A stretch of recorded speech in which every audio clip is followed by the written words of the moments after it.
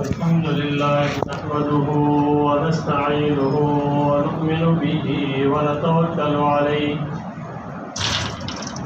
ونعوذ بالله من شرور أنفسنا ومن سيئات أعمالنا من يهده الله فلا مضل له ومن يضلله فلا هادي له ونشهد أن لا إله إلا الله وحده لا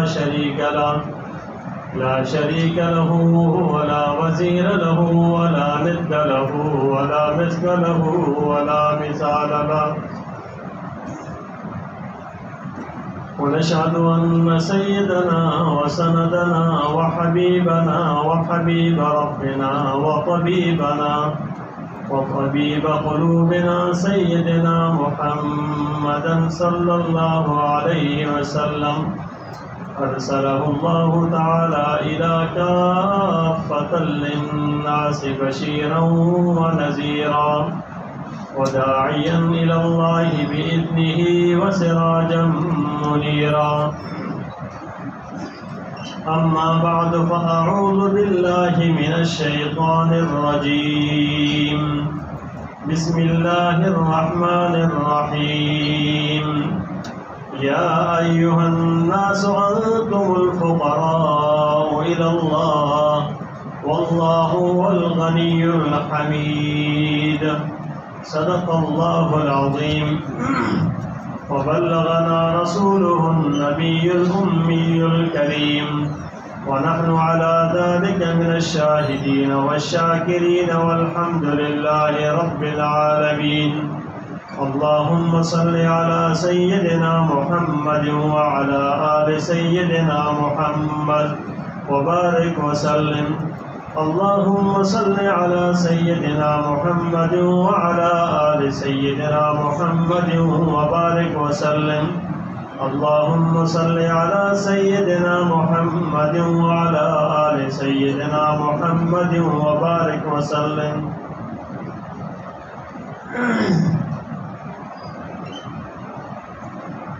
جب تک انسان کے دل میں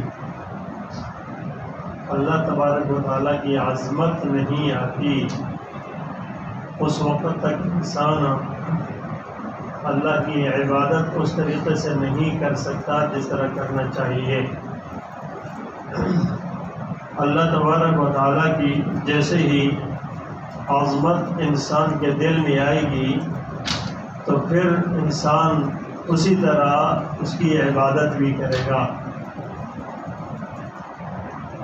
اللہ تبارک و تعالیٰ خالق ہیں، مالک ہیں، پوری کائنات کے سب کے خالق اللہ ہیں۔ کائنات میں جو کچھ ہے سب اسی کے قدرت سے ہے اور اسی کے حکم سے سارے چلتے ہیں۔ یہاں تک کہ کائنات میں کوئی چیز بھی، کوئی پتا بھی، کوئی بھی حرکت کرتا ہے، پانی چلتا ہے، ہوا چلتی ہے، جو کچھ بھی ہوتا ہے وہ اللہ تبارک و تعالیٰ کے امر سے اور اللہ کی قدرت سے ہوتا ہے۔ اللہ کی قدرت کے بغیر کوئی کچھ بھی نہیں ہے۔ جو کچھ ہے صرف اور صرف اللہ کا ہے اور اللہ ہی کی قدرت سے ہوتا ہے اور اللہ کے امر سے ہوتا ہے۔ اس بات پہ تو کوئی شک نہیں ہے، لیکن یقین انسان کا بیٹھ جائے کہ ہے تو صرف اور صرف اللہ۔ جب یہ ہوگا تو تب بات بنے گی، اور جب تک یہ نہیں ہوتا پھر نہ عبادت ہوتی ہے، نہ عبادت کی حلاوت ہوتی ہے، نہ عبادت کی لذت ہوتی ہے، پھر اس چیز سے انسان خالی ہوتا ہے۔ اس لیے کہتے ہیں کہ تصوف کا حاصل یہ ہے کہ انسان اپنے آپ کو عاجزی کے اندر انتہا کر دے، مٹا دے، تو اللہ تبارک و تعالیٰ اس کو بلند کر دے گا اور کمال تک پہنچا دے گا۔ لیکن جب تک بندے میں عاجزی نہیں آتی اس وقت اس کے اندر بلندی نہیں آتی، کیونکہ اللہ تبارک و تعالیٰ نے بندے کو اس وقت تک بلند نہیں کرنا جب تک اس کے اندر ذرہ برابر بھی تکبر موجود ہوگا، اور جب تکبر موجود ہوگا تو وہ انسان کبھی بھی بلند نہیں ہوگا۔ اب جب انسان اپنے ذہن کے اندر بٹھاتا ہے کہ میں جو کچھ کر رہا ہوں، جس کے جس کے در پہ جا رہا ہوں یا میرے پاس جو کچھ ہے وہ سب کا سب اللہ کا، اور قدرت بھی اس کی رہی ہے اسی کی ہے، عظمت بھی اسی کی ہے، کبریائی بھی اسی کی ہے، تو پھر انسان اس کے سامنے جھکتے ہی جاتا ہے، جھکتے ہی جاتا ہے۔ اور حضرت علی رضی اللہ تعالیٰ عنہ کیا فرماتے ہیں کہ میرے فخر کے لیے یہی کافی ہے کہ میں اللہ تبارک و تعالیٰ میرا پروردگار ہے، اللہ میرا پروردگار ہے، یہ میرے لیے سب سے بڑی عزت ہے۔ اور کہتے ہیں کہ میرے لیے جو ہے نا سب سے بڑا فخر یہ ہے کہ میں اللہ کا بندہ ہوں، میری عزت کے لیے یہی کافی ہے کہ میں اللہ تبارک و تعالیٰ میرا پروردگار ہے، اور میرا یہی فخر ہے کہ میں اللہ کا بندہ ہوں۔ تو اس کی بندگی انسان کے انتہا ہے، انسان کی معراج ہے اس کی بندگی، اور بندگی میں انتہائی عاجزی کرنا۔ دیکھیں قرآن میں بھی آتا ہے نا کہ وسجد واقترب، سجدہ کرو اور قرب حاصل کرو، سجدہ کرو اور قرب حاصل کرو۔ اس کا مطلب یہ ہے سجدے میں انسان کیا کرتا ہے، جھک جاتا ہے۔ سجدے میں انسان اپنی پیشانی کو لے کر زمین پر ٹکا دیتا ہے، اور اس کے اندر بھی جھکتا ہے، ٹھہرا رہتا ہے۔ تو جب تک انسان کے اندر اس ذات کی عظمت نہیں ہوگی وہ جھکے گا کیسا؟ اس کے اندر جھکاؤ نہیں آئے گا، سر تو سجدے میں رکھا ہوگا اور دنیا کسی اور کے اندر سوچ میں لگا ہوگا، اس کو عظمت دل میں نہیں ہے نا۔ جب عظمت نہیں ہے تو جھکاؤ صحیح طریقے سے نہیں ہوگا۔ اس لیے سجدے کا مقصد یہ ہے کہ سجدہ کرو، رب کا قرب حاصل کرو۔ حدیث کے اندر آتا ہے آپ صلی اللہ علیہ وسلم نے فرمایا اقرب ما یکون العبد من ربہ وهو ساجد، کہ بندہ سب سے زیادہ قریب اللہ کے جب ہوتا ہے نا تو وہ سجدے کی حالت میں ہوتا ہے۔ اس سجدے کی حالت میں اللہ کے سب سے زیادہ قریب ہوتا ہے۔ سجدے کی کون سی حالت ہے؟ ہم جانتے ہیں سجدے کی حالت کیا ہے، جھکنا ہے، انتہا درجے کا جھکنا ہے۔ اسی لیے کہتے ہیں نا کہ جب آپ کسی گھاس والی جگہ پہ کہیں سجدہ کرتے ہیں تو گھاس کا اوپر سر کو اونچا اونچا نہ رکھیں، جھکا لیں، نیچے دبا دیں کہ مٹی کے احساس ہو جائے۔ جتنا انسان مٹی کے ساتھ ملتا جاتا ہے اتنا ہی اس کو بلندیاں ملتی جاتی ہیں۔ اور یہ ضابطہ ہے، اللہ آپ صلی اللہ علیہ وسلم فرمایا من تواضع للہ رفعہ اللہ، عاجزی کریں گے جو جھکے گا اللہ کے سامنے اللہ اس کو بلند کر دیں گے۔ اس کا مطلب یہ کہ نماز یہ مومن کی معراج ہے، نماز مومن کی الصلاۃ معراج المؤمن، نماز مومن کی معراج ہے۔ یہ معراج کب ملتی ہے؟ معراج زمین پر چلنے کا نام نہیں ہے، یہ بلندیوں پر جانے کا نام ہے۔ آپ صلی اللہ علیہ وسلم وہاں سے بیت المقدس گئے اور مکہ سے پھر وہاں سے آسمانوں پر چڑھے، تو اب یہ معراج تھی جو اوپر آسمانوں پر چڑھے۔ اب آپ صلی اللہ علیہ وسلم نے کیا فرمایا؟ نماز مومن کی معراج ہے۔ اگر غور کریں تو کیا حاصل ہوتا ہے کہ مومن نماز پڑھے اللہ اس کو بلند کر دے گا، جس طرح معراج کے اندر رسول صلی اللہ علیہ وسلم کو بلندیوں پہ لے گئے۔ اب نماز پڑھے، نماز کے اندر کیا کرنا ہے؟ نماز کے اندر سجدہ سب سے جھک کر اللہ کے سامنے مکمل طور پہ جھک جانا ہے نا، اب وہاں قرب خداوندی کو حاصل کرے۔ اور یہ کہ یقینی طور پہ انسان تجربہ کر لے کہ اگر انسان اپنے خشوع اور خضوع کی کیفیت اور عام ارکان میں رکھتا ہے بھی ہے نا، جب سجدے میں جاتا ہے نا تو شیطان کوشش کرتا ہے کہ یہاں اس کو ادھر ادھر بھلا دوں، بھٹکا دوں، تاکہ یہاں اس کی سوچ بالکل جو ہے نا وہ اللہ کی طرف نہ جائے، وہاں بھٹکانے کی سب زیادہ کوشش کرتا ہے۔ تو اب ہمیں چاہیے کہ ہم اور زیادہ قریب ہوں۔ اب دیکھیں ویسی عام حالت میں نا دیکھا ہوگا کہ جس وقت انسان کسی سے اپنا تعلق قائم کرتا ہے نا، تعلق قائم کرتا ہے تو تعلق قائم کرنے کے لیے سب سے پہلے انسان کی اس کی طرف رغبت پیدا ہوتی ہے۔ رغبت پیدا ہوئی نا کہ یہ یا اس سے تعلق جوڑوں، اس میں رغبت ہوتی ہے۔ رغبت جب پیدا ہوئی، اب رغبت کے بعد اور مزید تعلق گہرا ہوتا ہے نا تو پھر کیا ہوتا ہے؟ طلب پیدا ہوتی ہے۔ پھر اس کے اندر طلب ہوگی، اب اس کے ساتھ میں لے چلے کروں، ملوں، تعلق قائم کروں۔ اب یہ طلب جب پیدا ہوئی نا تو طلب کے بعد اگلا مرحلہ آتا ہے کہ پھر جس وقت اس کے ساتھ اور زیادہ قریب ہوتا ہے تو محبت پیدا ہوتی ہے۔ سارے سمجھتے ہیں اس بات کو، یہ محبت پیدا ہوتی ہے۔ اور جس وقت انسان سمجھتا ہے کہ جب محبتوں میں بھی انتہا کو پہنچتا ہے نا، اس کے بعد کا جو مقام انسان کے عاجزی اور انکساری کا ہوتا ہے نا، وہ پھر کیا ہوتی ہے؟ عبادت بن جاتی ہے۔ اللہ کے ہاں بھی انسان سب سے پہلے کیا کرے؟ رغبت پیدا کرے۔ اگر رغبت کے بعد پھر طلب پیدا ہوتی ہے، طلب کے بعد جا کر محبت آتی ہے، محبت کے بعد جا کر پھر وہی عبادت بنتی ہے۔ جب محبتوں کی انتہا ہوتی ہے تو اس وقت پھر انسان دیکھتا ہے کہ وہ عبادت بنتی ہے۔ اگر یہ چیز نہیں ہے، یعنی یوں سمجھے کہ ہم جو اللہ کے سامنے کھڑے ہو کر نماز ادا کریں یا کوئی بھی عمل کریں، تسبیحات، اذکار، کچھ بھی کریں، وہاں اگر ہمارے دل رغبت نہیں ہے، شوق نہیں ہے، محبت نہیں ہے، پھر کیا کر رہے ہیں ہم؟ پھر کیا کر رہے ہیں؟ یہ کیا چیز ہے جو ہم زبان سے ادا کر رہے ہیں یا کچھ کر رہے ہیں؟ تسبیحات ہے، یہ کوئی بات ہے یا کچھ ہے؟ اس کا مطلب یہ کہ کچھ اور ذہن میں کار فرما ہے۔ تو میرے دوستوں، ہمیں سوچنا چاہیے کہ ہم اپنی عبادتوں کے اندر یہ چاشنی محسوس نہیں کرتے۔ جب نہیں کرتے تو گلہ اپنے آپ کو کریں، گلہ کسی اور کو نہیں کرنا چاہیے۔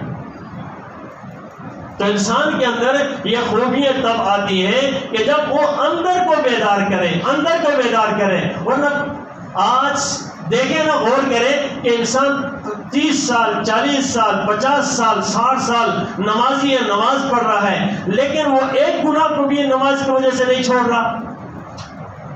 اس کی نماز اس کو ایک گناہ سے بھی نہیں چھوڑا سکتی۔ تو اس کا مطلب یہ ہے، اگر ایک گناہ سے نہیں چھوڑا سکتی، اور ہم یہ دیکھتے ہیں دنیا کے اندر کہ کسی انسان سے بھی انسان کو جب محبت ہوتی ہے، یہ بات غور سے سنیں، جب انسان کو انسان سے محبت ہوتی ہے تو اپنے محبت والے شخص سے کی وجہ سے اس کی خاطر انسان اس کی چاہتوں کو پورا کرتا ہے۔ یار اس سے مجھے محبت ہے، اس نے کہا یہ چیز پہن لے، یہ خرید لے، یہ لے لے، یہ پسند ہے، مجھے پسند ہے، یہ اچھی لگتی ہے۔ آپ کہیں گے یار میرے محبوب کو پسند ہے، چلو اس کی پسند کو میں اپنی پسند کر لیتا ہوں۔ اور یہاں اللہ کے ساتھ یہ معاملہ ہے۔ اللہ کے ساتھ کتنی محبت ہے، اللہ کی عظمت دل میں نہیں ہے۔ جب عظمت نہیں ہے، کبریائی نہیں ہے، تو گناہ نہیں چھوٹتے بھائی۔ ہمارے گناہ کیوں نہیں چھوٹتے؟ ہمارے اندر سے برائیاں کیوں نہیں نکلتی؟ اس لیے ہم عبادت تو کر رہے ہوتے ہیں، لیکن وہ عبادت وہ حلاوت سے خالی ہوتی ہے، وہ عبادت محبتوں سے خالی ہوتی ہے۔ حالانکہ قرآن مجید کے اندر اللہ تبارک و تعالیٰ نے فرمایا کہ بھائی تم لوگ یہودی، تم لوگ جو جس سے جو چاہت اور تعلق لوگوں سے کرتے ہو نا، ایمان والے، والذین آمنوا اشد حبا للہ، وہ اللہ سے بہت زیادہ محبت کرتے ہیں۔ والذین آمنوا اشد حبا للہ، وہ اللہ سے بہت زیادہ محبت کرتے ہیں۔ اور محبتوں میں تو انسان اس کی مرضی کو تلاش کرتا ہے نا۔ ایک اللہ والے نے ایک غلام خریدا، غلام خریدنے کے بعد وہ غلام جب آیا اس کے پاس نا تو کہتا ہے اس غلام نے تو میری آنکھیں کھول دی۔ میں نے کہا بھائی تیرا اچھا خریدنے کے بعد جب میں لایا کہا تیرا نام کیا ہے؟ کہا آقا جو نام سے آپ پکاریں گے وہی میرا نام ہے۔ میں حیران ہوا، کہا آپ کا کام کیا ہے؟ کہا جو کام آپ ذمہ لگائیں گے وہی میرا کام ہے۔ کہا آپ کی پسند کوئی مرضی ہے؟ کہا جو آپ کی مرضی ہے وہ میری مرضی ہے، میں غلام ہوں، مجھے کیا چیز چاہیے؟ کہا آپ کون سی چیز پہنیں گے، کیا کریں گے؟ کہا آقا جو آپ پہنائیں گے وہی پہن لوں گا۔ کہتے ہیں میری آنکھیں کھل گئیں، ایک غلام کو اپنے آقا کی بندگی کیسے آتی ہے؟ حالانکہ غلام کا یہی کام ہوتا ہے نا، جو غلام ہوتا ہے نا وہ ہر کام میں اپنے مولا کی مرضی کرتا ہے۔ کہ یہ دیکھو اس نے کیسی کیسی باتیں کی، اور ہم اہلوں کو اتنا بھی احساس نہیں ہے، ہم اللہ کے سامنے اللہ کی مرضی کو نہیں چلانا چاہتے، اللہ کی مرضی کو اپنے اوپر نافذ نہیں کرتے، اللہ کی مرضی کو اتنا اگنور کرتے ہیں اور اپنی چاہتوں کو لے کر جو اسی کو اوپر چل رہے ہوتے ہیں. اس کا مطلب یہ ہوا اے بندے بندگی اللہ کی نہیں کر رہا، بندہ بندگی چاہتوں کی کر رہا ہے اور کامیاب ہونا چاہتا ہے، جنت میں بھی جانا چاہتا ہے، باکامیابی کا اعلیٰ مراتب بھی دیکھنا چاہتا ہے، بڑے بڑے خواب دیکھ رہا ہے، بڑے بڑے بلندیوں کو چھونے کے چکر میں ہے اور بندگی کر رہا ہے اپنی خواہشات کی. بندگی کبھی کس کی کبھی کس کی. بندگی کسے کہتے ہیں؟ بندگی کہتے ہیں جس کام کو انسان بطور عبادت کے کرے اور محبت کے ساتھ کرے نا، وہی بندگی ہوا کرتی ہے. اب عبادت صرف اور صرف اللہ کی ہے اور جس کے اندر انسان مانتا جائے نہ کرے، کیسے جو چرا نہ کرے ہے، یہ بندگی ہوتی ہے. اور یہ کام انسان کس کے سامنے کر رہا ہے؟ آج ہمارے ماحول میں دیکھیں، دینداری کا نام، دینداری کا لبادہ اوڑھنے والا بھی اگر دیکھیں، وہ بھی اپنی چاہتوں کا غلام تو ہے، اللہ کی غلامی میں نہیں آ رہا. محمد رسول اللہ صلی اللہ علیہ وسلم کی آپ کی امتی ہونا یہ سب سے بڑا اعزاز ہے ہمارے لیے کہ محمد صلی اللہ علیہ وسلم کے امتی ہیں. لیکن کیا ہے کہ آپ ہی کی سنتوں کو ہم اگنور کر رہے ہیں. اگر چاہت ہماری ہے تو کوئی کہے بھائی یہ سنت ہے نا، تو وہاں ہمارا چہرہ بدل جاتا ہے، وہاں ہمارے چہرے پہ بل آ جاتی، یہ آئی بڑی سنت. اور بھائی کسی کا کوئی اختلاف نہیں، یہ سنت ہے. نہیں، کون سی کامیابی چاہتے ہیں؟ جس چکر میں انسان پڑھ کے اپنے آپ کو پھر بھی کامیاب دیکھنا چاہ رہا ہے. تو میرے بھائیوں، دھوکے سے نکلنا پڑے گا، دھوکے سے نکلنا پڑے گا. اپنے آپ کے ساتھ خدا کے لیے دھوکہ نہ کریں. اپنے آپ کو رسول اللہ صلی اللہ علیہ وسلم کی سنتوں کے آئینے میں دیکھیں. جب بھی دیکھیں آئینہ، یوں دیکھیں کہ میں آقا صلی اللہ علیہ وسلم کی سنت کی کون سی کمی ہے وہ پورا کروں. یہ نہ کہیں کہ کیسا لگ رہا ہوں، یہ دوست آپ دیکھو میں کیسا لگ رہا ہوں، وہ تو دیکھ لیا، منہ دیکھ لیا جو آئینے میں، پر داغ نہ دیکھا سینے میں، دل ایسا لگایا جینے میں، مرنے کو مسلمان بھول گیا. اللہ اکبر کبیرہ. تو ہمیں چاہیے ہے کہ کم از کم ہم اپنے اعمال پر نظر رکھیں. اعمال میرے اور آپ کے ظاہر اندر ہے، یہ اندر بولتا ہے، یہ اندر ہے انسان کے. یہ انسان ظاہر کا ڈھانچے اور خول کا نام نہیں ہے، یہ ظاہر کا نہیں ہے. اصل انسان اندر کا ہے، اصل انسان زبان کا ہے، اصل انسان دل کا ہے. دو چیزیں ہیں، دو، یا دل ہے یا انسان کی زبان ہے. یہ زبان سے وہی نکلتا ہے جو اندر پڑا ہوا ہے. انسان کا جسم وہی کچھ ظاہر کرتا ہے جو اندر دل میں پڑا ہوا ہے. اظہار اسی چیز کا ہوتا ہے. تو میرے بھائیوں، ہم اپنے آپ کو خود دیکھ لیا کریں، کبھی غور تو کر لیا کریں، اپنے من میں ڈوب کر پا جا سراغ زندگی. اور تو اگر میرا نہیں بنتا نہ بن، اپنا تو بن. کفا بنفسک اليوم علیک حسیبا. آج کے دن جب حساب کتاب ہوگا تو انسان کے سامنے اس کی کتاب جب کھلے گی اور سب نامہ اعمال آئے گا، اس وقت کسی اور کا کیا نہیں آئے گا. اس نے کیا تھا آپ کے نامہ اعمال میں، اس نے یہ کیا تھا، آپ نے یہ، ہمارے آج کے تبصرے اس نے کیا، وہ ایسا یہ ایسا. اس کے اوپر بھئی اپنے آپ کو دیکھنا میں کیسا، اپنا اور اللہ، یہ تعلق قائم کریں. تو اس لیے میں یہ درخواست کرتا ہوں، عظمت خداوندی، عظمت الہی، اس کو دل میں بٹھائیں، اس کا گن گائیں. اللہ بڑا ہے، اللہ سب کچھ کرتا ہے. یاد رکھیں اللہ کسے کہتے ہیں؟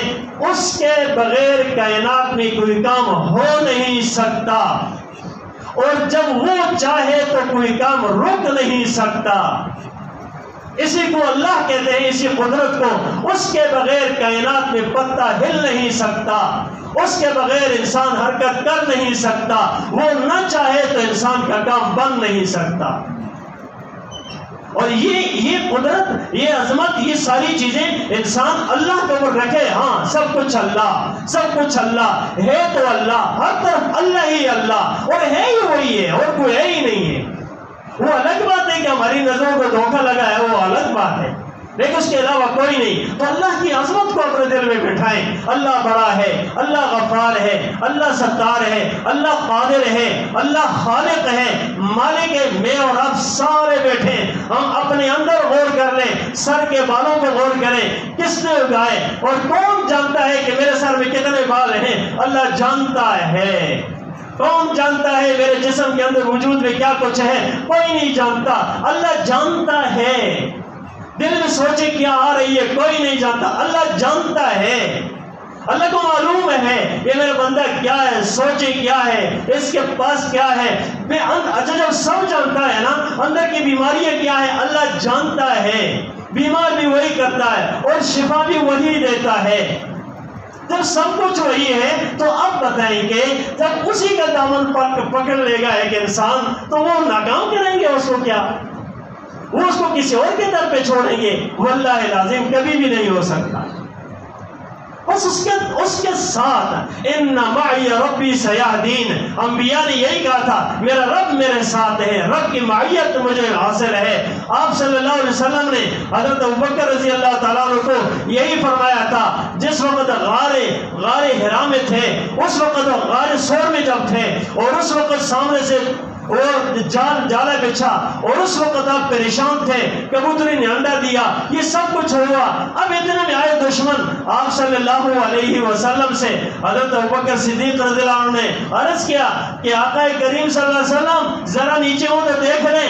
آپ نے کیا فرمایا؟ لا تحزن ان اللہ معنا. نہیں غمگین ہو، اللہ ہمارے ساتھ ہے. ظاہر کی دنیا کچھ کہتی ہے، آپ نے کہا لا تحزن، غمگین نہ ہو، اللہ ہمارے ساتھ ہے. ان اللہ معنا. اللہ اکبر کبیرہ. تو انبیاء کے یہ اعلان تھا. میرا اور آپ کا بھی یہی ہے، میرا اور آپ کا بھی یہی ہے. کام بنے نا، کوئی کہے کہ کیا ہوگا، کہو اللہ ساتھ ہے.